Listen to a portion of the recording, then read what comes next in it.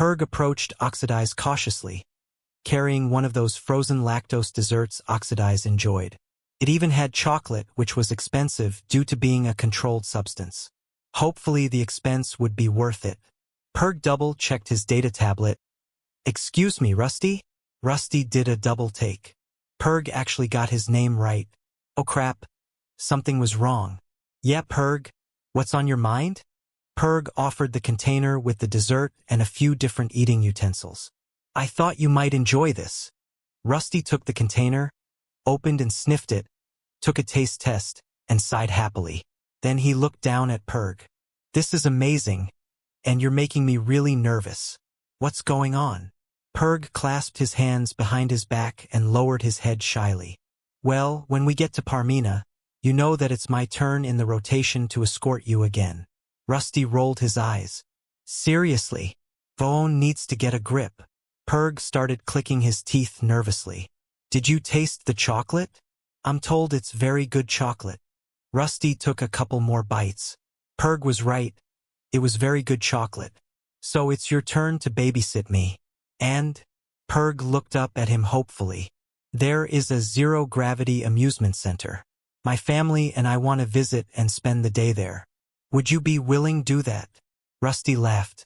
"What a relief. Of course, Purg. That's it? You had me worried for a second. We can absolutely go there. I'm sure the kids will have a blast." Purg bobbed his head excitedly. "Now there was just one more detail. I do have an additional favor to ask. During the day, would you mind supervising the children for a couple hours?" Rusty took a couple more bites of the ice cream. "I'm listening." Purg leaned toward Rusty, then spoke in a conspiratorial manner. "They have facilities which are specialized for married persons. Numa and I would like some time alone together." That was not what Rusty was expecting. In fact, it never would have occurred to him in 1,000 years of guessing. But if anyone deserved the benefits of bro code, it was definitely Purg. "My man, going to have yourself a second honeymoon? You got it. I'll be your wingman." Purg was confused. "Does that mean yes?" Rusty chuckled. "Absolutely yes. I figure, get them some junk food, pop in a few entertainment vids, no problem. Your kids are nice." Purg bobbed his head excitedly. "Actually, I have already purchased an entertainment itinerary for my family. During the designated time, you will take the place of Numa and me. In the morning after breakfast, we can go to the zero-gravity park. We will play with the children and demonstrate the games, then you can take over.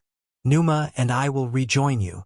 When they got to Parmina, Rusty was almost giddy with excitement. An alien amusement park. He couldn't wait to see what the heck this was going to be. He walked behind Purg's family. Purg was on one end, Numa was on the other, and the whole family held hands. Rusty was doing his best to be patient, but good grief, the children with their tiny legs were slow. He had an idea. He called to the youngest child. "Hey Grell, do you want to go for a ride?" Grell bobbed his head hesitantly. Rusty easily picked him up and sat him on his shoulders. Grell's legs were wrapped along Rusty's neck, and his tiny hands gripped Rusty's ears, while Rusty held his legs firmly. He squealed with delight as the other children started yelling excitedly. Purg and Numa looked a bit concerned. Rusty reassured them. "It's okay. Grell's not going anywhere." He suddenly bent over, then quickly straightened up. "Isn't that right, Grell?" Grell screamed and giggled, then shouted, "Do that again. More." Numa reached up and firmly grasped Rusty's belt. "We will not be doing that again without safety harnesses." Grell's sisters, Booley and Padra, seemed to disagree. They started yelling, Me, flip me. I want to ride a human too." Rusty just laughed. "Everyone will get their turns, I promise." The zero-gravity park had the most amazing rides. These were more things that Rusty never could have imagined in 1,000 years. Rusty noticed that all the food here was in sipping pouches with straws. That made sense. It would be the easiest way to eat and keep clean. Everything was beverages, soups, broths, slushies, shakes, and smoothies. The main ride was a giant sphere. Each rider would step onto a plate, and a clear ball would form around them. The inside of the ball had a bouncy texture, almost like bubble wrap, so you moved by grabbing and going using your hands and feet. Rusty, being about 1.8 meters, was encapsulated in a ball 2 meters in diameter. Purg, Numa, and the children were all encased in proportionally sized balls. Their balls all had blue trim. There were designated point zones on the sphere. If you reached your own color zone, you would be awarded points according to how many opponents were on the other team. Rusty's blue team had 6. Chut and his family were also there as the yellow team with 4 players. For each goal, the blue team would be awarded 4 points, while the yellow team would be awarded 6 points. That seemed pretty fair to offset the numerical advantage of larger teams. The balls adhered to the sphere through weak magnets. You could easily travel around the sphere without getting dislodged much. If you managed to cross into an opponent's scoring zone, all of the opponent's ball magnets would suddenly reverse polarity, repelling them from the sphere for 5 seconds, sending them towards the center. Then the magnets would reactivate as normal and be attracted to the sphere surface again. During initial gameplay, Rusty wondered if his size gave him an unfair advantage. He quickly realized that was not the case. Smaller balls were smaller targets to chase and hit. When Chut's wife, Karma, hit a blue zone and Rusty's team was repelled from the sphere surface, his larger ball had more magnets, meaning it was propelled far closer to the center than the smaller players, especially the children. Rusty also realized that the small children loved bouncing off of him, especially since the magnet polarity would bounce them further than other small players. Rusty got the hang of the game, sort of. Purg and Numa left for their romantic rendezvous. When they returned, Chut and Karma asked Rusty if he would mind switching to their yellow team. Rusty liked that idea, so it would be 5 versus 5 until he saw the scoreboard. Grell managed to bounce himself off Rusty into a goal, but scored only 3 points. It seemed that Chut and Karma had also snuck off for private time. As Chut and Karma returned, another otter family joined as the red team, and Rusty was asked to switch again. This continued for a black team, a green team, an orange team, a purple team, and a hot pink team. Rusty was jealous and exhausted. Everybody but me is getting laid. He tried being discreet to the children about the parents' disappearances, until he heard Jorn telling his little brother Mother and father are making a sister for us. If it's another brother, maybe we can trade it for a sister. Just wow. Lunch break was an interesting plethora of the liquid meals. When they came into the park, a medical specialist had scanned each of them and given them a refreshments wristband. When you wanted to order, you placed your hand on a plate. Only food that was safe for you to eat would light up on the menu. If you wished to sample a friend's food, you would hold the pouch in the hand with the wristband. If the wristband glowed, the item would be safe for you to eat.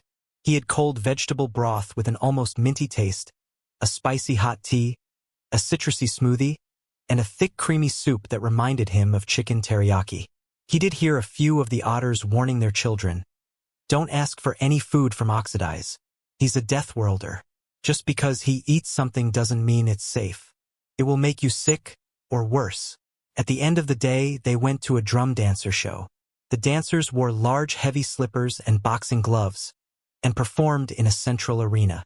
There were some musicians with accompanying flutes, but the majority of the music was made by dancers who punched, slapped, kicked, stomped, and jumped on surrounding drums. Rusty discovered that otters applauded by clicking their teeth and tapping their feet rapidly. On the walks and transport back to the ship, the otter children from various families kept asking Rusty for rides. A few of them did have safety harnesses, so they shared with other children so everyone got to ride or climb Rusty. Rusty was already exhausted, because all day long he had been playing with otter children when their parents needed a break, and now he had become their favorite ride at the park. As the crew walked up the ramp to the ship, Rusty was extricating himself from children who climbed on him faster than he could grab them. They looked up with excited eyes. "Wait until we go to Denari. They have the best water parks ever. They have slides that go in giant loops, and swings that throw you in the air, and underwater caves, and toys. Can you swim, Oxidize? Do humans swim? I want to ride on Oxidize in the loopy tube. We can teach Oxidize how to swim.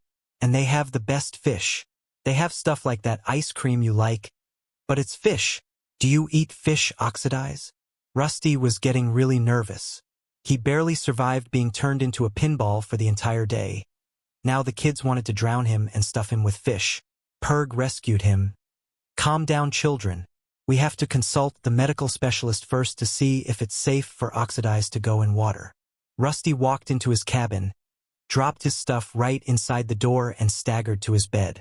He had been sweating all day and desperately needed a shower, but he was so tired his hair hurt. He face-planted on the bed, not even caring that the first few minutes that he couldn't really breathe. He had started dozing off until he felt sharp pains on his lower back. His cat, Peanut Butter, had started kneading his back with full claws. When the cat realized Rusty was awake, he walked up and behind Rusty's shoulder blades and started rubbing his face against Rusty's head. Rusty turned his head. "Hey, Peanut Butter. Did you miss me?" In reply, the cat started licking Rusty's ear, then gently but it. "Ow! Hey!" Peanut Butter nuzzled him, then bit his ear again. "I left you plenty of food. Go catch a mouse or something if you're hungry." Another bite. Rusty was getting desperate. He wasn't going to have an ear left if this kept up. He called out, "Nogala! Feed Peanut Butter." No response. Rusty sighed and put his face toward the mattress. Peanut Butter pricked his ear with a claw. "Ow, damn it! Nogala! Please feed Peanut Butter." The ship's metallic, almost feminine voice responded. "Feline companion has been adequately fed today. Food bowl is 78% full. Additional serving of food not required." Great, Rusty thought. I'm the one who told Voon not to get a human-made AI for the ship. He got the AI. Why does it seem like I'm always the one who is paying for that decision? Peanut Butter licked his ear a couple times, then started to chew. "Ow, damn it!" Rusty flinched. "Nogala, if you don't feed Peanut Butter, I won't have an ear left. Please." Nogala responded, "Overfeeding a feline companion is not advised.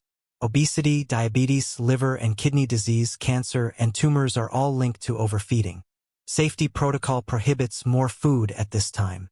Rusty thought to himself, "I swear to God I'm going to rip every computer circuit out of this ship and jettison the whole pile into a black hole." Peanut Butter batted his ear again. "Ow! Nogala! Safety override. For the love of God, feed him." Rusty could hear a few pellets drop into the bowl. Peanut Butter hopped down to the floor and Rusty turned his head.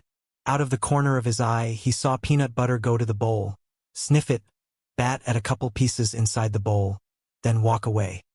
He sighed, "You gotta be kidding me." He laid for a couple more minutes, then finally had the energy to awkwardly bend himself to take one of his shoes off. He straightened himself and paused for another minute.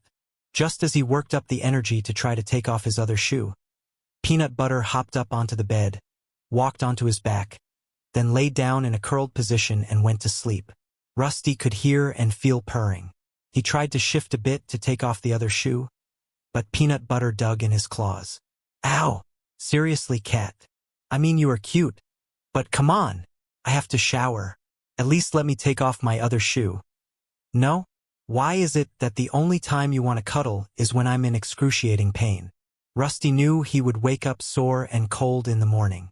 As he drifted off to sleep with the purrs, he was actually looking forward to work tomorrow. He could use the rest.